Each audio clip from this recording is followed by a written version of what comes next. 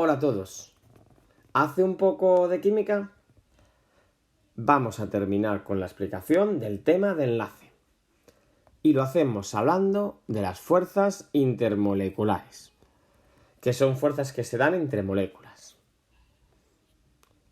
Vamos a ver dentro de este tipo de fuerzas las llamadas fuerzas de Van der Waals y los enlaces de hidrógeno. Las fuerzas de Van der Waals son fuerzas cuya magnitud depende de la fórmula molecular, del número de electrones de estas moléculas y de su tamaño. Vamos a ver los distintos tipos de fuerzas de Van der Waals. Fuerzas dipolo-dipolo o de Quisón. Se da entre moléculas polares, es decir, aquellas en las que existe una zona con cierto carácter positivo y una zona con cierto carácter negativo. Por ejemplo, la molécula de ácido clorhídrico. Esta molécula, en la parte del hidrógeno, va a presentar cierta densidad de carga positiva y por la parte del cloro, cierta densidad de carga negativa. Estas moléculas polares se van a orientar de tal manera que van a ponerse zonas de densidades de cargas opuestas. Es decir, el cloro de una molécula de ácido clorhídrico, que es la que posee la densidad de carga negativa, se va a colocar cerca del hidrógeno de otra molécula de ácido clorhídrico, es decir, cerca de la parte con cierta densidad de carga positiva. De esa manera se van a poder atraer esas dos zonas por atracción eléctrica.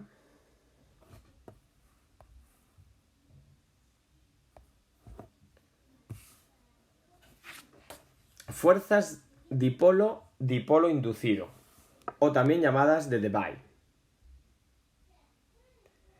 Se dan cuando una molécula polar distorsiona la nube electrónica de otra molécula apolar, generando así un dipolo, que se le llama dipolo inducido.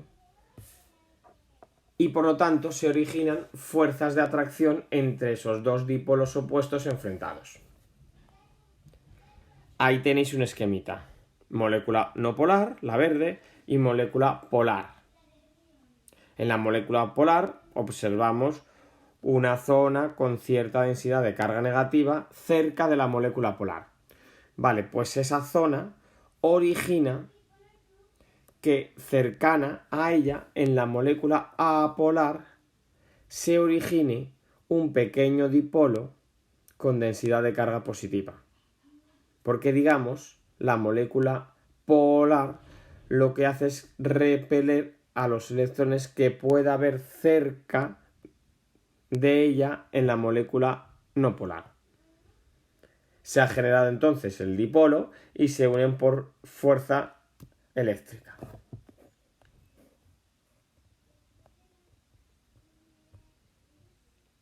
Fuerzas de dispersión de London. Se producen entre moléculas apolares y se deben al movimiento aleatorio de los electrones, de tal forma que van a ser capaces de generar pequeños dipolos instantáneos en las moléculas, que si son opuestos y están enfrentados, los de una molécula con los de otra, se van a generar entonces pequeñas fuerzas de atracción eléctrica. Aquí tenemos un esquemita. Como consecuencia del movimiento de electrones, puede ser que en una de las moléculas haya más electrones en una zona, con lo que se genera cierta densidad de carga negativa en esa zona. Puede ser que en la molécula cercana haya escasez de electrones en la zona que estaba cercana a la primera que he dicho antes. con lo cual en esa zona de escasez se ha generado como una pequeña zona de densidad de carga positiva. Como tiene cerca otra zona con cierta densidad de carga negativa de la otra molécula, se atraen con fuerza eléctrica. Estas fuerzas de dispersión se rompen y se generan continuamente, estos dipolos instantáneos. Se están rompiendo los de unas moléculas, los de un lado, y se originan en otro, y así sucesivamente. Además, estas fuerzas de dispersión de London aumentan con la masa molecular, debido al aumento del número de electrones. A mayor número de electrones que tenga una molécula, mayor posibilidad va a tener esta molécula de generar esos pequeños dipolos instantáneos. Enlaces de hidrógeno. Se establece entre moléculas que poseen el hidrógeno unido a un átomo muy electronegativo. Es decir, flúor, oxígeno o nitrógeno. Y repito, es necesario que sea el hidrógeno el que esté unido a uno de esos átomos. Si no hay hidrógeno y si ese hidrógeno no está unido a flúor, oxígeno o nitrógeno, no hay enlaces de hidrógeno.